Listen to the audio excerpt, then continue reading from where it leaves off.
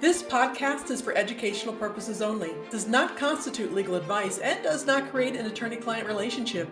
If you need legal assistance about a legal problem, contact an attorney. Welcome back to Know Your Regulator, the podcast that inspires you to engage.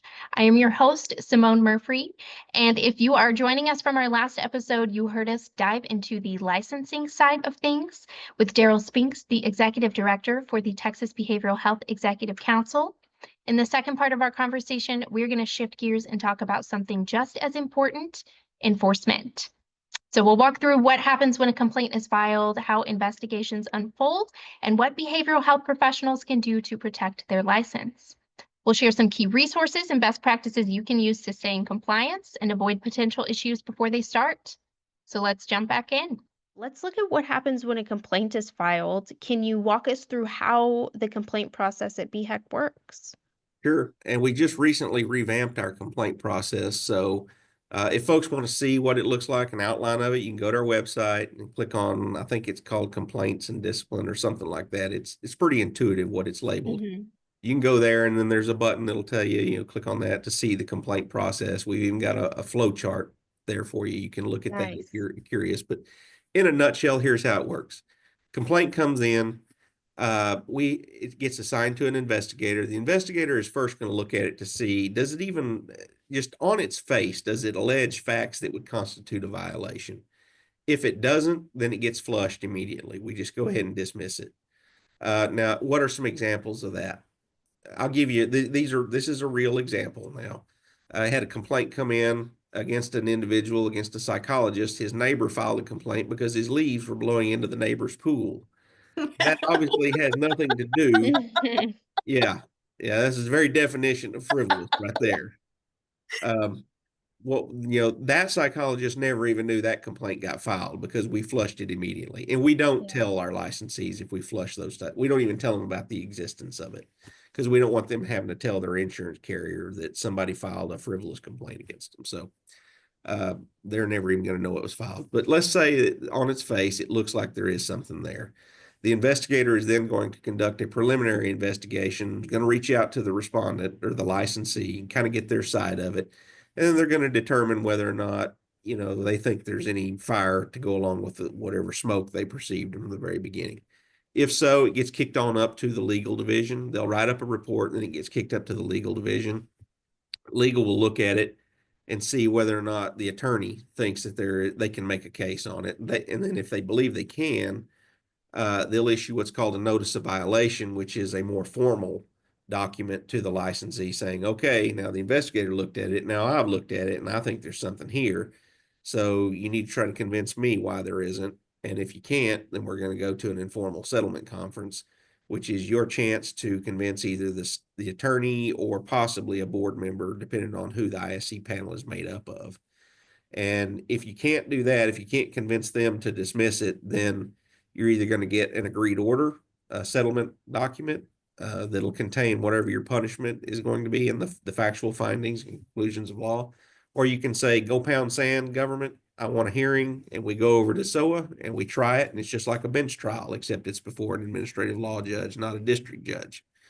And from there, once the ALJ rules, then it comes back into the agency, back into the fold, and we just run it through the process to decide, okay, here's what the ALJ found, here's the violations that constitutes, and here's the punishment according to the schedule of sanctions.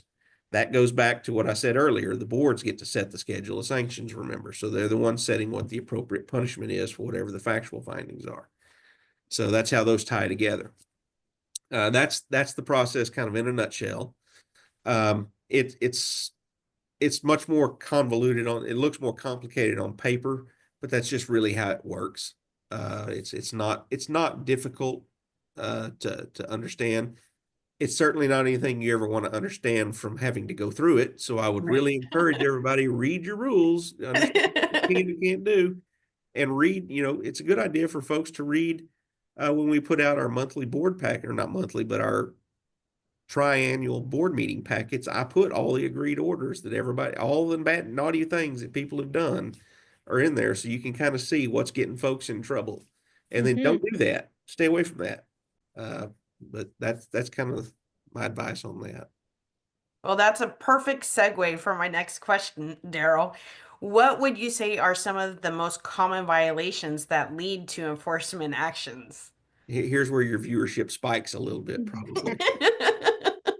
The biggest thing I've got, I tracked down 5 so that I would be able to give you 5 if you ask me, and it's standard of care issues are the biggest things that we see in complaints, and that's stuff like failure to provide therapy within, in line with industry norms. It's just what you would normally think of as standard of care.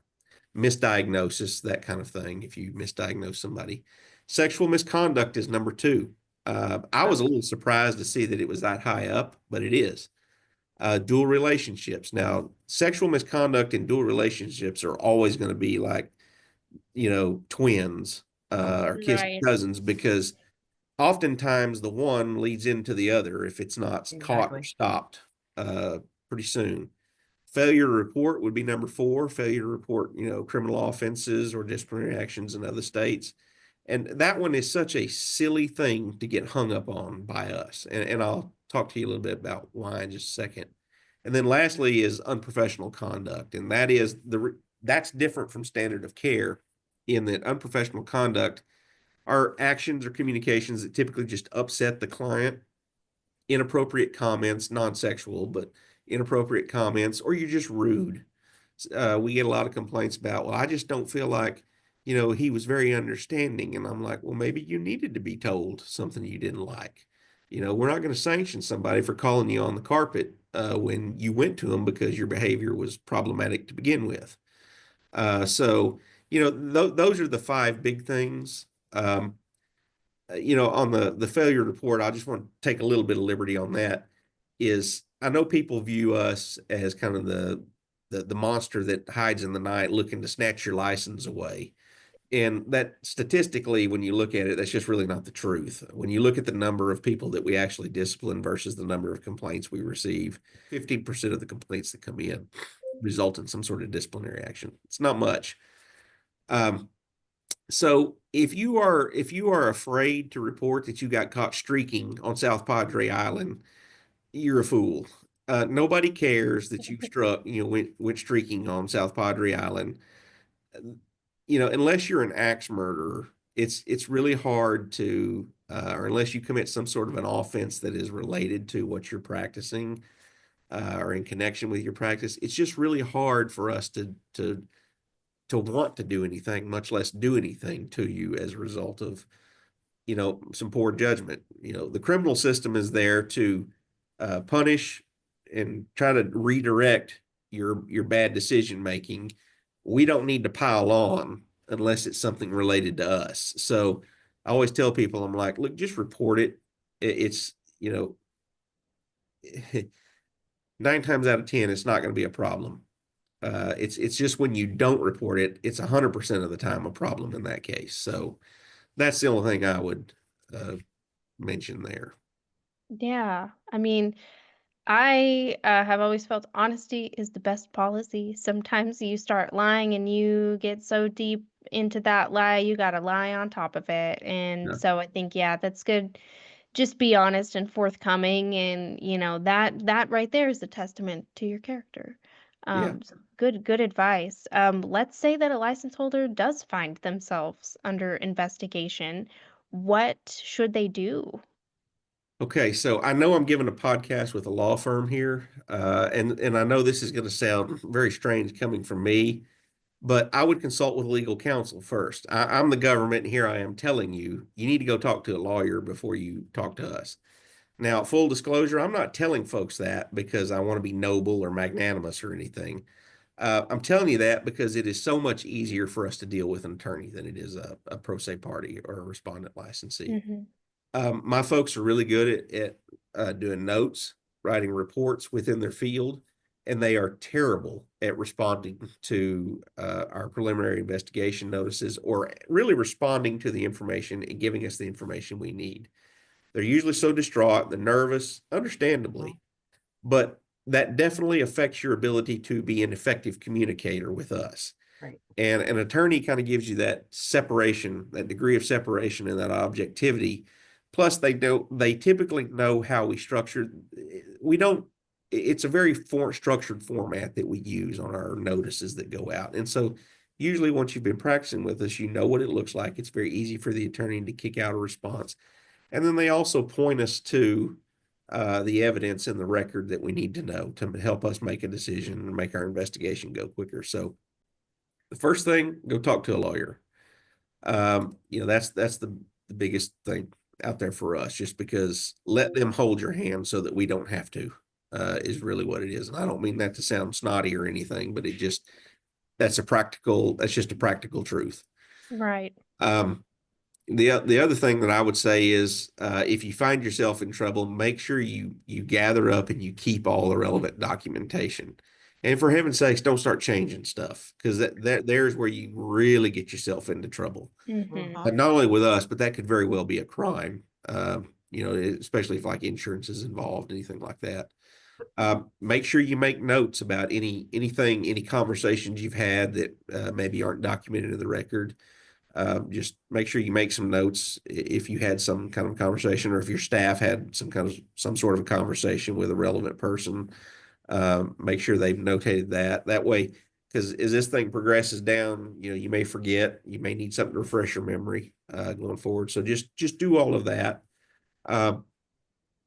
And the last thing, do not ignore us. That is one of the most frustrating things, is when people just blow us off and they're like, well, I guess it'll go away, or it's just, who cares? I'm like, well, that was a big mistake, because now it really doesn't matter if it was a BS claim against you. Now you've ignored and you've failed to cooperate with an investigation. That is now taking primacy in the investigatory process. So that's probably what you're going to get dinged on, is the failure to cooperate, even if it turns out the initial complaint was maybe pointless, or there just wasn't anything there, or we would have agreed with you that it wasn't worth pursuing. But now, because you ignored us and you made us expend and jump through all these extra hoops to get you into the system, you're going to have to pay for that. So, and I'm not trying to sound, overly dictatorial there or anything like that, but you have to do that. You kind of have to hold people's feet to the fire. That's part of, again, being a professional. You have now subjugated yourself to this, and you need to honor that. It's a contract. We have given you a monopoly to practice in this profession, and you need to respond to us whenever we have questions about how you've conducted yourself. So that's the trade-off. So, Daryl, one question that I like to bring up almost in every podcast is, how do these investigations get sent to the clients? Like our licensee. Yes. So if we move forward, then whatever the complainant sends us, we share that with the respondent licensee. We have an open file policy. The only thing that doesn't get shared is the investigator's report, because it's like a police report. It's more of an internal document, but everything else goes. The licensee has access to everything. We don't redact. There's no, people can file anonymous complaints, but the chances of an anonymous complaint actually going anywhere are slim to none, unless I can objectively verify. Here's an example. If somebody says, hey, Daryl's out there advertised that he's a psychologist when he's not on his sign at his office, well, I could go look at that, take a picture, and go, yeah, you're violating the law. But we have anonymous complaints come in all the time that says, well, Daryl's cheating insurance and you need to look into his files. I'm like, well, I'm not going to subpoena all his patient records to see who he's, I'm not going to go on a fishing expedition. So that kind of stuff just goes away. But that's really, that's it. We have an open file policy. You're going to get to see whatever we got to see, and whatever we're going to use at trial, you're going to get to see that. So there's not going to be any gotcha, no laying behind the log and gotcha law here. Okay. I appreciate that. In addition to that, what would you say are some preventative steps license holders can take to stay in compliance and to avoid complaints? Read the rules. Stay up to date on the rules. And I'm not saying you have to study them every week, every month, but you ought to study them. You ought to study them after every council meeting. And here's why: because any changes that will have occurred, have to have occurred. Only the council can propose and adopt rules, remember. They may come from the member boards, but it's only the council that can propose and adopt them. So you're really, you don't have to be constantly watching for new changes. You just have to watch after each council meeting. And honestly, we publish a PDF on our website. It's under the statutes and rules sections. There's a PDF, and we actually list all the changes that we made in that particular rule. I think going back a year. So you can flip through that and just look and see, oh, that might be something that pertains to me, and I'll go look at that. Also, every council meeting, when we propose new rules, we have a web page that's dedicated to, if you want to give public comment. I mean, you can give public comment, but if you just want to look at what the change is, just click on that web page and click on the rule, and it will show you the strike throughs, the underlines. It'll show you what changes were being proposed. So you can kind of keep track that way of what's going on. Now, does this require a little bit of work on your part as a professional? Absolutely. But again, you're a professional. That's part of it, so I don't have a lot of sympathy for you there. I mean, maybe that's just me being a lawyer, but I don't have a lot of sympathy for you if you claim, well, I didn't know. Um, you know, I've done everything I can to make it easy for you to know. So Right. Right. Yeah. Hey, no, you wanna get your head in the ball game. I don't know. I don't have a good analogy for that. But yeah, no, it makes sense, you're on this train, man, and that's yeah, you can't just get off when you want to. You got to wait for your stop. And so while you're riding, you need to make sure that you're being yeah. a law-abiding passenger. Kind of on that same wavelength, what other kinds of resources? I know we've named a few. You've talked about the newsletter, you've talked about board meeting minutes and taking a look at that. Are there other resources that BHEC offers that can help professionals stay compliant and updated on rules and renewals and enforcement trends, things like that? I'll tell you one of what we have started doing, and I personally enjoy doing it, is we have, after every council meeting, so 3 times a year, we have something called an Insights over the lunch hour, which is where executive staff put on a webinar, and we outline all the major rule changes that were adopted. And I think sometimes we even do the stuff that was proposed, but then we also open it up to questions after that. And I mean, you can ask me what my favorite color is, whatever. It's all fair game. The only thing I won't talk about is a pending application or a pending complaint. But Yeah. then every month, um, we also do something called, it's like listening over the lunch hour. I forget, you'd think I would remember this since I set it up, but it's basically, it's just a listening session where you get me, my deputy ED, my GC, all my board administrators. We're just here to answer your questions, whether, if they're practice related, if you just want to gripe about, this rule stinks, we don't like the way it works. Okay, you can tell us. And then we'll just answer you right then, or, we'll talk to you about why something is that way. So we're trying to make it, we're, we're not a small agency, but I think we're probably the only agency that does this. I don't know of another agency that puts their entire executive team out there in a webinar and says, I don't "Ask us whatever either. you want." Yeah. And when we get a And lot of hard questions that are sometimes hard to, you got to be willing to take some arrows I'm if you're going sure. to I'm do that. sure. Yeah. and Daryl, the name of it is Leadership Listening Hour because That's I it. I attend those. I was Yes. gonna say Melissa's seen a few of them. Yeah. I'm Yes. ashamed to say I didn't even know the name of the whole listening hour, but there it is. She got it. That's awesome though. That is just like you said, I don't know of another agency that does that too, and I think that is so great for license holders. They're um gosh, you really can't come back and say, I didn't know when it comes to the Behavioral Health Executive Council. You guys are really giving license holders tons of options and opportunities to make their voices heard and understand completely what the rules are surrounding their professions. Yeah. Fantastic. Daryl, what would you say is one key piece of advice you'd give to behavioral health professionals to protect their license and careers?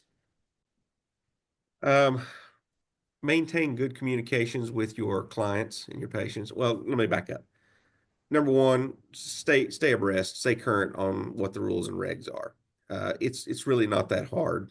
It's just not. The substantive components really don't change that much. So it shouldn't be that hard. Number two, make sure you respond to emails, inquiries, attempts to communicate from your clients or your patients, depending on whatever you call them. Oddly enough, this third one is going to sound strange, but I always tell people, I'm like, don't text, stay off social media with your client. I'm not saying you don't need to have a Facebook page for friends and family and, goofy stuff that you want to do, but I see more, I'm telling you right now, text messaging and social media is like a slippery slope, greased with axle grease. I just see almost nothing good come about of it whenever people start doing that. And it takes you right into a pit of problems that if you just hadn't responded on the weekend to that one text, it never would have started snowballing into something else.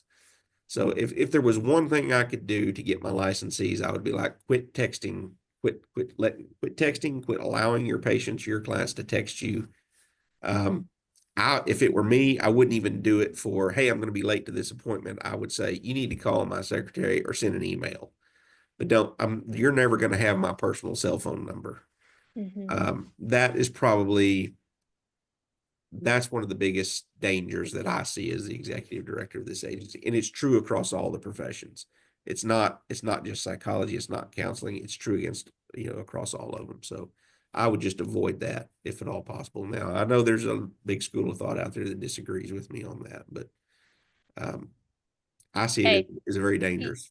Yeah, I can definitely see where those lines may get blurred when it comes to social media, texting, and things like that. And these were not issues that we were having 20 years ago. Right. So it's all it's all new, and with new technology always comes new regulations. So yeah, absolutely. I mean, it's good to be aware of that. So, well, thank you, Daryl, so much for your time this afternoon and sharing your insights with our team and our viewers. I mean, this has just been a really great episode full of takeaways. Good Good. nuggets. It's a pleasure meeting two of you and doing this. Yes, sir. Thank you.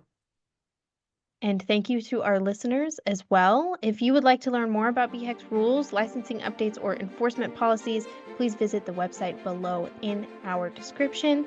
Don't forget to subscribe to Know Your Regulator for more episodes breaking down these Texas rules and regulations. Until next time, stay inspired and continue engaging with your regulatory agency. Know Your Regulator, the podcast that inspires you to engage.